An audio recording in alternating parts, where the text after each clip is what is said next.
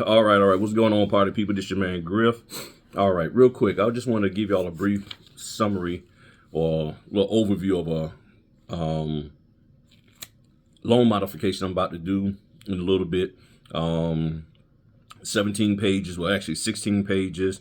Had to print it 3 times, give them a copy, get 2 of them executed, and there's only one notarization on there, and that's on the mortgage part of it. What they call it? They had what's the fancy little name? Partial claims mortgage. Okay. Now this one is a split. I got Earl and I got Faye. Okay, we're gonna say Earl and Faye. That's not the real name here. Earl is here with me. Faye is somewhere else. Earl is signing with me today and dating.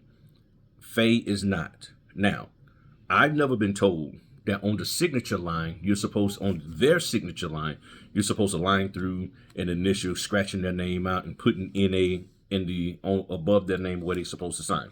For the person that's not with me, y'all need to check with the person who hired you and find out whether or not they want you to do that. Okay. But I've never been told to do that. Now, for the notarial part, which is where I'm in control of, they have his name and her name in the block. The thing is, she's not going to be there. She's at some other location. What I'm going to do is I can do one or two things, line through an initial indicating that she is not there, because it says who personally appeared, this person and that person. Well, that other person isn't there. So therefore, I need to line through an initial in the notarial section, not the signature line. You're not doing that, for as I know, throughout the whole document, lining through and initialing everybody else's, their signature line on every other document, but then leave their name in the notarial statement. No, you don't do that. Just flip it.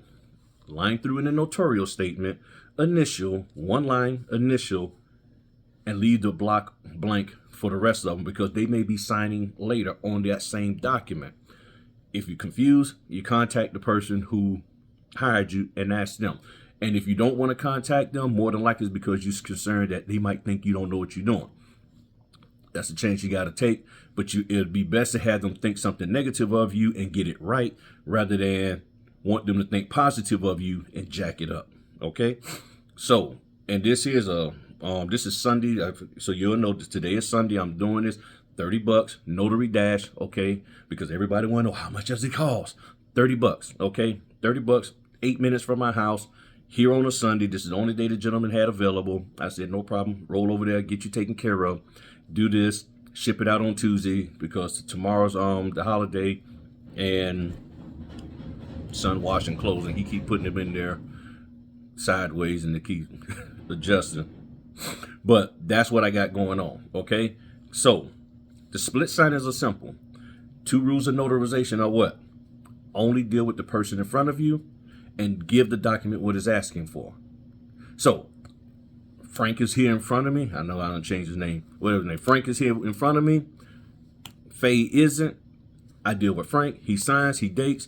I line through Faye's name, initial. I make sure the venue is correct. I put in all the other information that the notarial statement is requesting. I sign. In this case, I have to print my name, put my notary commission, and stamp. It's that simple. It is not something that is overly hard, drastic, or anything of that nature. And a lot of people make it seem that way, and they get all caught up in certain particulars that don't exist with this. They get all caught up in nothing can be blank. Contact the people who are paying you and ask them, do you want me to write NA or line through the signature line of the people who are not with me? If you're not willing to do that, don't get on Facebook, Clubhouse, TikTok asking people that question, because they may steer you wrong. They're not the ones paying you to do this. They're not the ones that created the document. They're not the ones who have a requirement as to how the documents are supposed to be. They have no clue. So you need to contact the people who hired you. It's that simple. And now they have another document on here. Let me see. They have another document on here that basically is some kind of tax form thing So it has a notarial statement on it and all of that. But when I look at it, it has, I am the blank of blank as agent of the Secretary of Housing and Development. I'm like, oh, this ain't for me. This ain't for me. And certain mortgage, this, that, and the other by these people. And then it has name, title. I'm like, okay, so they're not here with me. So this person is supposed to be signing this Secretary of HUD as agent of the Secretary of Housing and Urban Development thing. And because they're not here with me, they're not going to be able to sign this. So therefore, I don't need to notarize this. And that's where notaries get mixed up also, is that, oh, well, there's a notarial statement. You start filling it out. Well, who signs it? Well, this other person is the person with you. No, then you leave it alone. You don't go and fill it out. You can't fill it.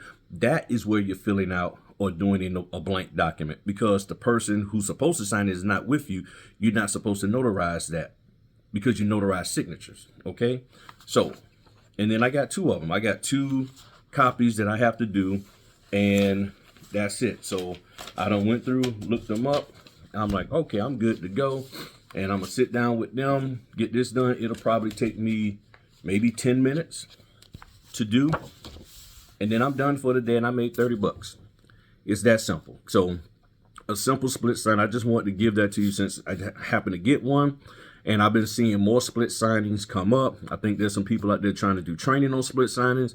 And hopefully I think we all should be on the same page with what you should do.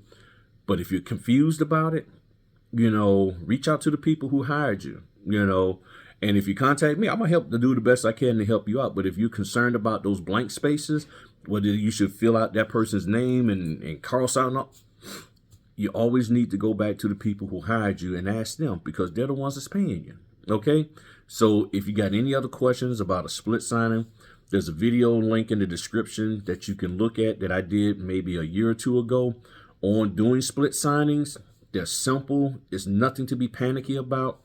And that is the one thing that I really wish y'all could do, is calm your nerves down. Calm your nerves down, because so many people got y'all hyped up and amped up and worried that you're going to jail over every little thing with these documents. And if it's that stressful and if it's that much, then we shouldn't even be doing this business. So to those of you out there who keep hyping folk up and scaring them and making them think they're going to jail, stop it. Okay? Stop it. This is a simple business. If we focus on the things that we're supposed to be doing, that we're commissioned to do, nobody should be going to jail. Okay? So y'all have a good one. Again, let me know what you think in the comments. Ask any questions. I'll be glad to answer them. I'm going to go knock this out, make my $30, and I don't care who don't like it. Peace.